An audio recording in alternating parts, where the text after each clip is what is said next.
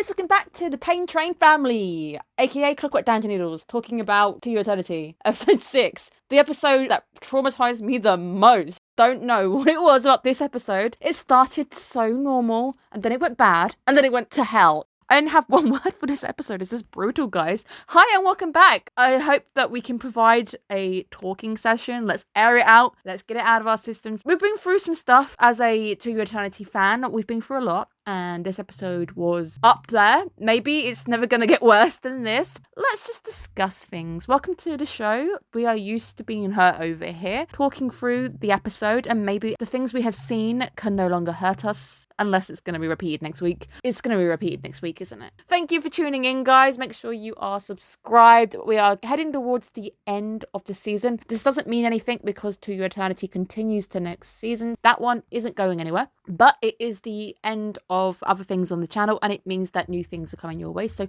make sure you see what my top 3 of the season anime wise is. It's probably going to change from the midways. Expect big changes, so make sure you are down and ready to receive that video that's coming up in about 3 weeks now, 3 or 4 weeks. I still got a bit of time to get my head together and work out exactly how I'm crowning, but it will be interesting to see if To Your Eternity is on the list. Let's get straight to it because we can start in the happy bit and then we can hold each other's hands as we talk about that sequence. Start somewhere happy and fluffy. The fluffy feeling that Fushi is starting to realise that he needs. The happy sensations that he's getting from people. It's making him feel good and it's allowing him to grow. And here was me thinking that the worst thing this week was me scolding Kohaku for being pushy, going too far. Kohaku looking almost like nothing compared to what happens at the end of the episode, but not understanding the phrase, take it easy, take it slow, stop forcing Fushi. And all I'm really seeing is a lot of people trying to force Fushi to be a certain way. Fushi is starting to realise this, and there's a moment a bit later on when even Bond's realising that if Fushi works out his own value, he can't be controlled,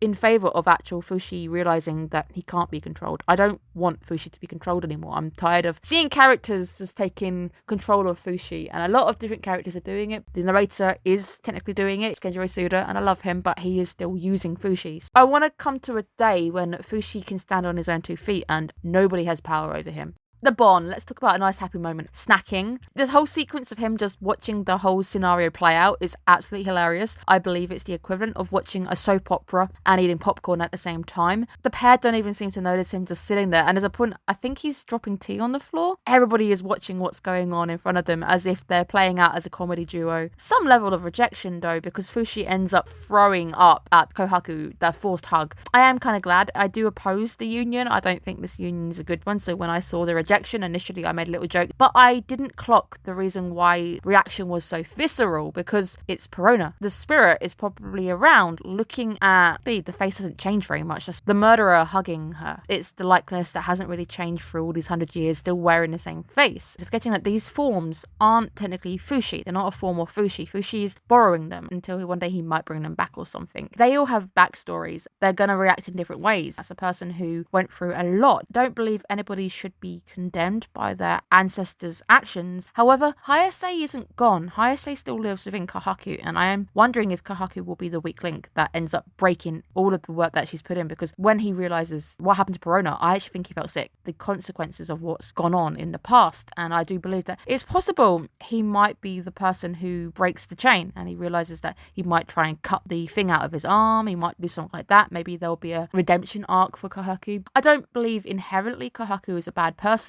I believe he's doing bad things, trying to force somebody to be with him, despite the fact that he even says, you don't understand this stuff yet. You're forcing Fushi to do stuff. You even admit, you know it's new to him and he doesn't understand it. Allow him to grow. Allow him to get used to it. So he is forcing him and he's doing bad things. I don't condemn his behaviour, but I don't think he's inherently a bad person. This is probably the moment when it all goes downhill into Unhappy Valley for all of us watching the episode. The Church of Bennett. Yes, I'm going to keep using the Genshin Impact joke because it's going to be something happy to latch onto because I have nothing and this episode destroyed me. But the Church of Bennett has finally reared its head as promised. They did state we're going to come back and they have fulfilled their promise, so we know they are a church of their own words. My god, do I hate these guys. On the same level as Hayase, maybe. I mean, she did do some awful stuff. That punishment at the end. They're on the same level. Definitely hate the church, and that does not sound good.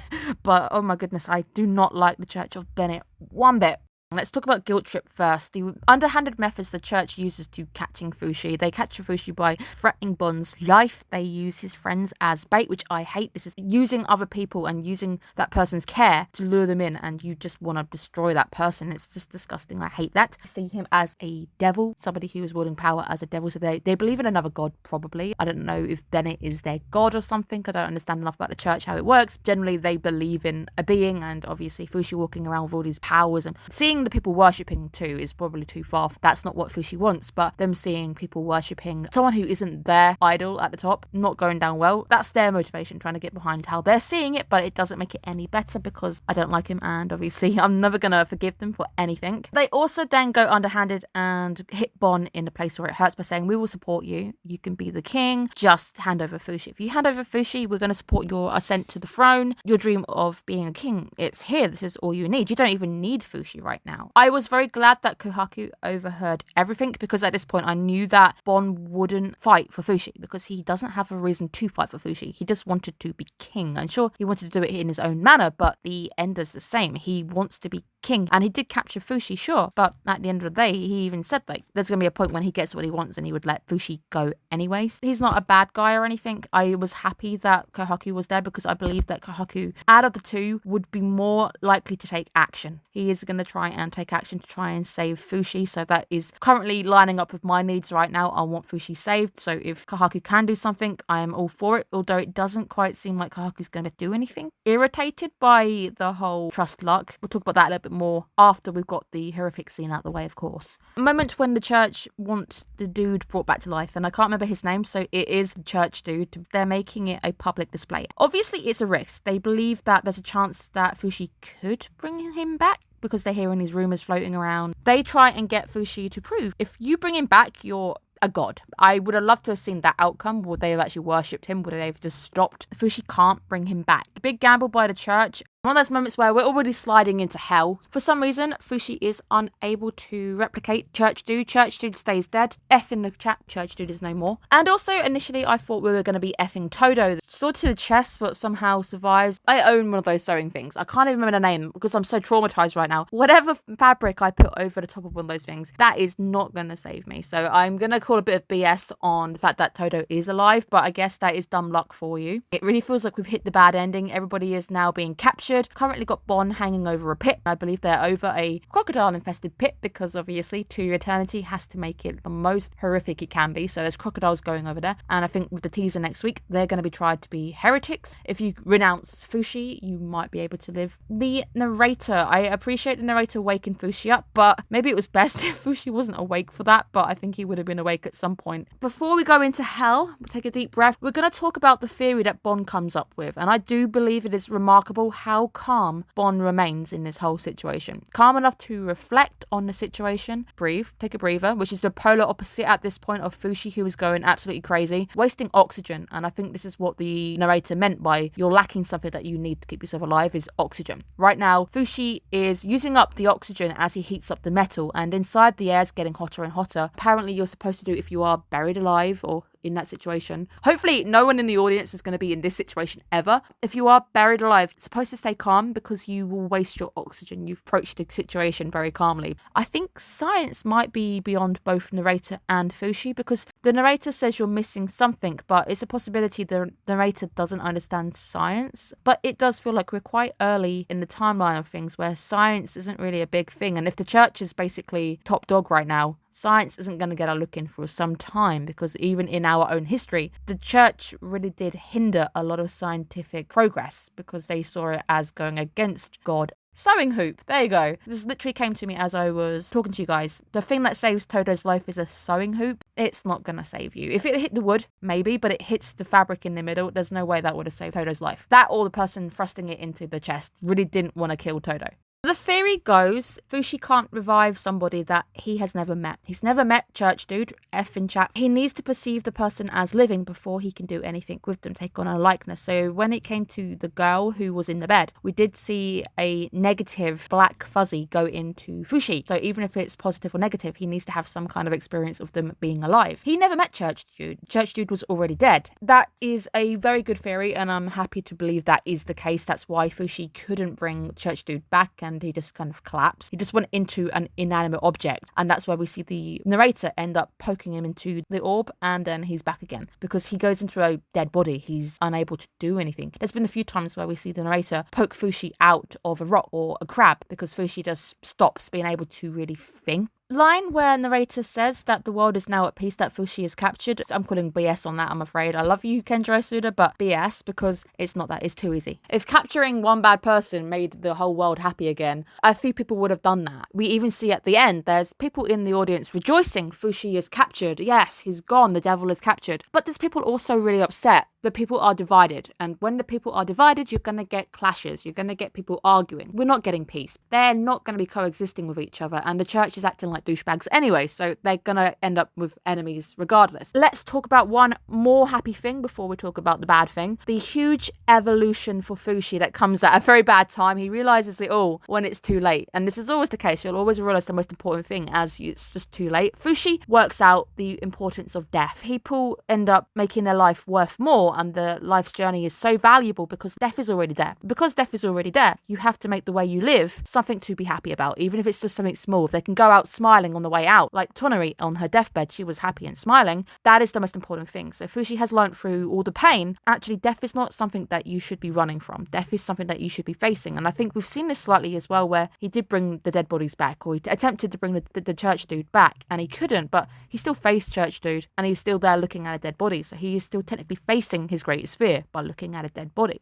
I was proud of Fushi at this point. This is a huge evolution in the character. Narrator, you should be proud of your son. However, it's all about to be overwritten by everything that's about to happen. But I did like the fact that he says, you've almost become human. You'll understand the real struggle that people go through. It's all because of everybody he's met. We are there. We are now there at the moment, which is just perhaps the most brutal torture we've ever seen in To Eternity. We have seen some horrific things. If I ever get to the chance of being monetized, To Eternity is not going to be monetized at all. I would be so shocked. We're talking about very brutal things. It's actually quite iconic what they've done. Because they're a church, they believe he's the devil. They have literally put him in hell. He is locked away in hell. Hell is known for burning pits of fire and brimstone and all of this. We have literally got molten metal being poured upon Fushi again and again as he regenerates over and over. Everything in the Bible says that awaits you if you're a bad person, all coming true. And it's very iconic that this is the method that they have chosen.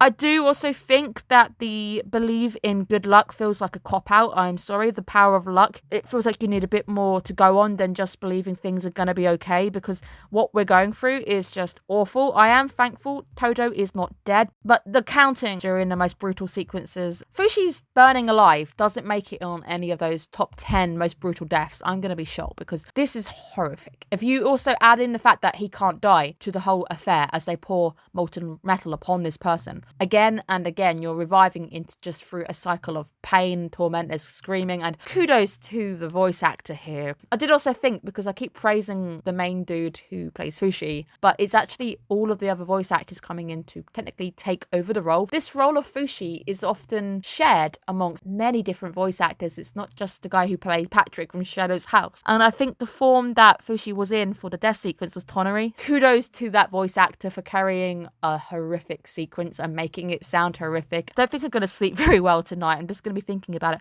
All I could think of during this sequence was the burning bull. Sparta, maybe. That period, they would lock people away and set a fire, and the sound of them screaming sounds like the bull. I couldn't get that out of my head, and that's a real thing. So if we're going, this is too brutal, it would never happen. It would happen. It's probably happened somewhere before. I also think Game of Thrones of the molten crown of gold. I just felt like I needed to talk to you guys. I'm so glad you're here as my support. Fushi revives, and officially at the end, after the counting, when the fire goes out, Fushi is still alive. Fushi has regenerated, but he's still trapped and is now traumatized for life. That guy is going to need so much therapy. How are we going to get out? I do feel like the whole we now need to trust in good luck and stuff just feels so cop-out. I was sad to see the narrator not taking any action, but there's been a bit of debate whether the narrator can technically interact. I don't think the narrator could have done anything. Him counting, knowing that Fushi would be okay, I guess he trusted that Fushi would be okay. He's a very strange character. We don't really have enough of a voice of consistency throughout the whole plot. That's mainly his role. I don't think he's supposed to be playing a main role. I think there's been a few times where a glimmer of care has come out, especially when we had Piran talking to him. I think at one point, he actually did something something for Fushi because she said so. And I think a few times he has developed as a character, but his character arc is harder to really monitor because we don't know enough about the character in general. So next week's tease, we see Bon being put on trial for being a heretic. He's given a chance to escape if he denounces Fushi as a devil. Technically has nothing to lose. Fushi is gone now. He was only really using him to get the throne. I guess the main thing is, if the church has lied, they then say if you denounce Fushi, you can live. Is the kingship still on the table? Is that a done deal, or are you going to go back on that lie too? Because if that then is a lie, then Bond's got to realise that you can't take their word very far, and it might just be a case that you are going to have to somehow miraculously escape, but I don't see how that's going to happen. You might have to take their word for it, but then come back and kick them or something. I don't know. How is good luck going to get us out of a very bad situation? I really hope we see the end of the church at some point. That sounds so bad. I'm going to have to take a day out tomorrow, something to avoid the idea of iron, hot things, melting stuff, molten lava, death. I don't know. I need a break. I need to go and watch a very happy anime. Pick a happy anime, put it in the comments. I don't know. Brutal. I believe that was one of the most brutal death sequences I've seen for a while, especially if you add in the implication of being immortal and suffering forever. One hell of an episode. I don't like the church. So upset right now. I didn't like them anyway, but I was hoping they weren't going to come back, but obviously they promised they would, and they've kept their promise. Right now, Fushi is in a very, very bad place. How are we even going to deal with it? If he does get out, we're going to end up in a war. So we're going to have to see how it goes. I really hope you guys are okay. Here for you. Emotional support. Hopefully us talking it through. Get past this, and we've discussed it now. Hopefully it's not going to go that bad. I don't want to see that again next week. They're probably going to replay it next week, aren't they? Pain Train family is here. You guys have been absolutely amazing, so we can get through this. We're going to come to the end of episode 20 and we're going to be like, when's season 3 then? Thank you guys so much for tuning in. This was a very difficult episode to really remark on. I hope I've done okay. I hope you're having a great weekend, and I hope it wasn't completely ruined by this week's episode. I will see you guys again next week. Hopefully things will be a little bit calmer. Thank you guys so much for tuning in. Take care of yourselves. Bye bye.